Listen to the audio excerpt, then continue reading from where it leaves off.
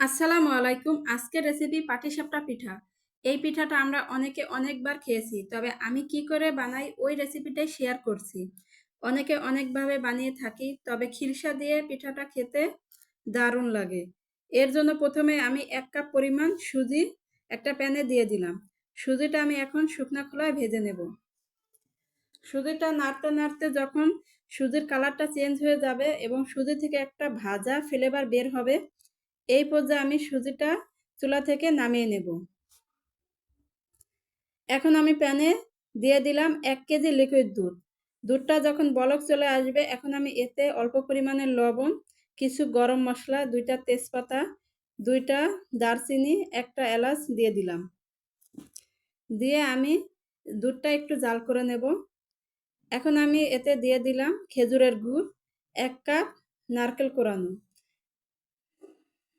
খেজুরের গুড় আর নারকেল কোরানোটা আমি দুধের সাথে ভালো করে মিশিয়ে নেব। দুধের সাথে গুড়টা আমার মেশানো হয়ে গেছে। এখন আমি এতে দিয়ে দিলাম ভেজে রাখা সুজি। সুজি দিয়ে আমি এখন অনবরত খিরসাটা নাড়তে থাকবো, যাতে দলা পেকে না যায়।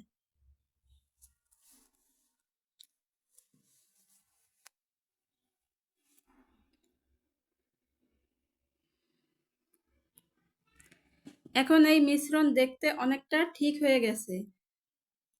ঠিক এই পর্যায়ে চুলা থেকে নামিয়ে একটা সাইডে রেখে ঠান্ডা করে নেব। আর ততক্ষণে চালের গোলাটা করে নেব। এর জন্য আমি আগেই 2 ঘন্টা ভিজিয়ে রেখেছিলাম আতপ চাল। এখন আমি আতপ চালটা একটা ব্লেন্ডারের ঝগে দিয়ে দিলাম অল্প পরিমাণে পানি।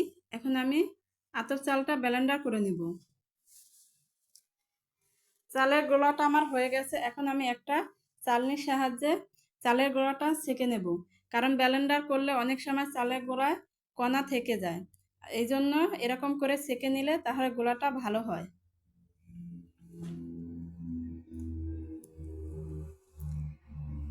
এরপরে গোলার ভিতর দিয়ে দিলাম 2 চামচ গুঁড়া দুধ, দিয়ে দিলাম খেজুরের গুড়, দিয়ে দিচ্ছি অল্প পরিমাণে লবণ। এখন আমি খেজুরের গুড় আর গুঁড়া দুধটা গোলার সাথে একটু মিশিয়ে নেব। এরপরে দিয়ে দিলাম 1 চামচের মতো রান্নার তেল। রান্নার তেলটা এখন গোলার সাথে ভালো করে মিশিয়ে নেব। গোলাটা একদম ঘন হবে না, একটু পাতলা টাইপের হবে।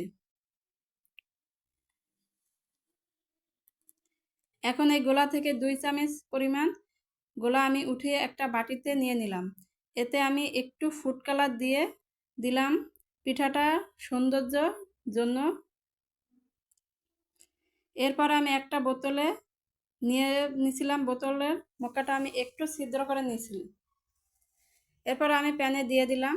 প্যানে আমি সাদা গোলাটা 1 চামচ দিয়ে একটা পাতলা রুটি করে নেব। রুটিটা আমি 10 সেকেন্ডের মতো জাল করে নেব, তাহলেই হয়ে যাবে। এরপরে আমি রুটির ভিতর খিরসা দিয়ে রোলের মতো করে শেপ দিয়ে নেব।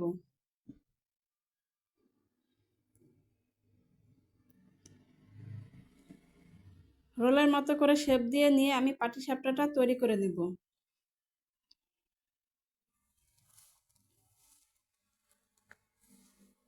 আমার একটা পাটিসাপটা পিঠা তৈরি করা হয়ে গেছে। আমি আপনাদের সুবিধার্থে আর একটা পাটিসাপটা তৈরি করে দেখাচ্ছি। আমি প্রথমটা যেরকম করে তৈরি করেছি ঠিক ওরকম করে আমি আরেকটা পাটিসাপটা রোল মতো শেপ দিয়ে নিচ্ছি।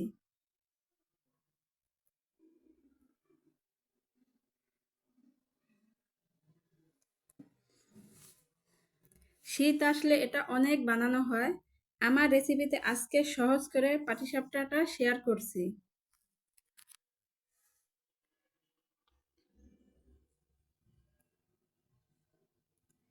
আশা করছি আজকের পিঠা পর্ব সবারই ভালো লেগেছে।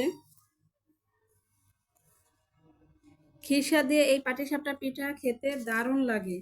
আমার এরকম সহজ রেসিপি ভালো লেগে থাকলে আমার চ্যানেলটা সাবস্ক্রাইব করে দেবেন। আর কথা না বাড়িয়ে এখানে বিদায় নিচ্ছি। আল্লাহ হাফেজ।